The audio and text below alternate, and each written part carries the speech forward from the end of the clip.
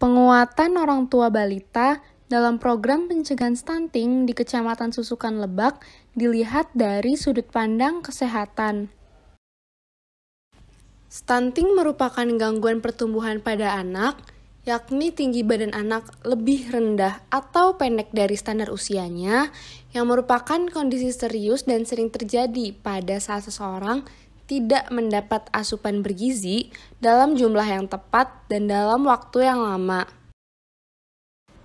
Terdapat beberapa hal yang menjadi faktor penyebab stunting, diantaranya adalah praktek pengasuhan yang tidak baik, kurang akses ke makanan bergizi, kurangnya akses air bersih dan sanitasi, serta terbatasnya layanan kesehatan. Stunting ini kemudian akan memberikan dampak, baik dampak jangka pendek maupun dampak jangka panjang. Dengan jangka pendek meliputi perkembangan otak yang terganggu, kecerdasan berkurang, pertumbuhan fisik terganggu, serta gangguan metabolisme dalam tubuh. Dan untuk dampak jangka panjang meliputi kemampuan kognitif dan prestasi belajar menurun, kekebalan tubuh menurun, serta memiliki resiko tinggi muncul penyakit serius pada usia tua.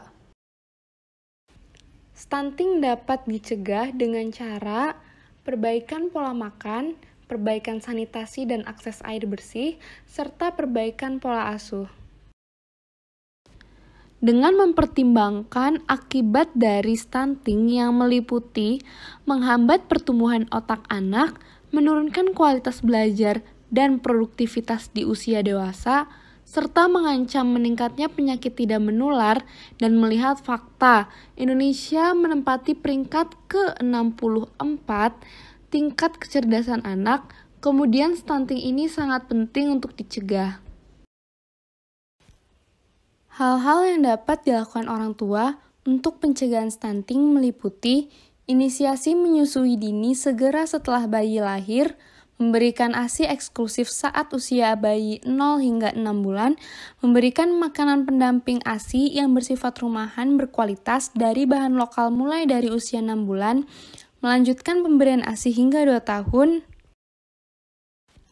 lakukan rangsangan atau stimulasi setiap saat, dalam suasana yang menyenangkan berdasarkan usia anak sesuai pedoman SDIDTK.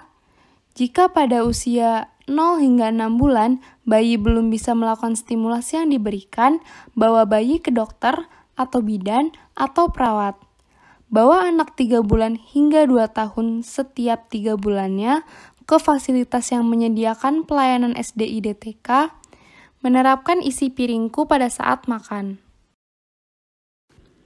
Isi piringku adalah salah satu panduan makan sehat yang bisa digunakan dalam sekali makan. Panduan ini meliputi, yaitu dalam satu piring terdapat makanan pokok sebagai sumber karbohidrat, lauk pauk sebagai sumber protein, buah-buahan dan sayur-sayuran sebagai sumber vitamin dan mineral. Makanan pokok merupakan makanan yang mengandung karbohidrat dan bersifat mengenyangkan.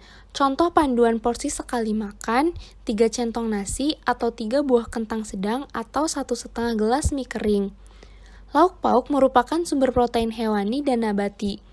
Contoh protein hewani dalam sekali makan, 2 potong sedang ayam tanpa kulit.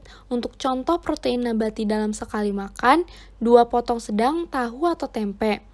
Buah-buahan merupakan sumber vitamin, mineral, dan serat pangan. Contoh porsi buah dalam sekali makan, 2 potong sedang pepaya atau 2 buah jeruk sedang. Sayur-sayuran merupakan sumber vitamin dan mineral. Contohnya lalapan, capcay kuah, sayur asam, karedok, bening bayam, dan lain-lain. Terdapat panduan lain dalam isi piringku, yaitu cuci tangan dengan sabun baik sebelum dan sesudah makan, melakukan aktivitas fisik seperti berolahraga, dan minum air 8 gelas per harinya. Sumber air minum, kualitas fisik air minum, kepemilikan jamban, dan kebiasaan cuci tangan merupakan salah satu faktor tidak langsung yang dapat menyebabkan stunting melalui penyakit infeksi yang dialami pada balita. Hal ini dapat dilihat pada diagram terlampir mengenai alur penyebab stunting. Sanitasi total berbasis masyarakat merupakan pendekatan untuk mengubah perilaku higienis dan sanitasi melalui pemberdayaan masyarakat dengan metode pemicuan untuk mewujudkan perilaku yang higienis dan saniter secara mandiri dalam meningkatkan derajat kesehatan masyarakat yang setinggi-tingginya. Di Indonesia, data menunjukkan hanya 47,48% desa atau kelurahan yang melaksanakan sanitasi total berbasis masyarakat pada tahun 2017. Sanitasi total berbasis masyarakat memiliki beberapa pilar, yaitu stop buang air besar sembarangan atau disingkat SBABS, cuci tangan pakai sabun atau CTPS, pengelolaan air minum dan makanan rumah tangga atau PAMMRT, pengamanan sampah rumah tangga atau PSRT, serta pengamanan limbah cair rumah tangga atau PLCRT.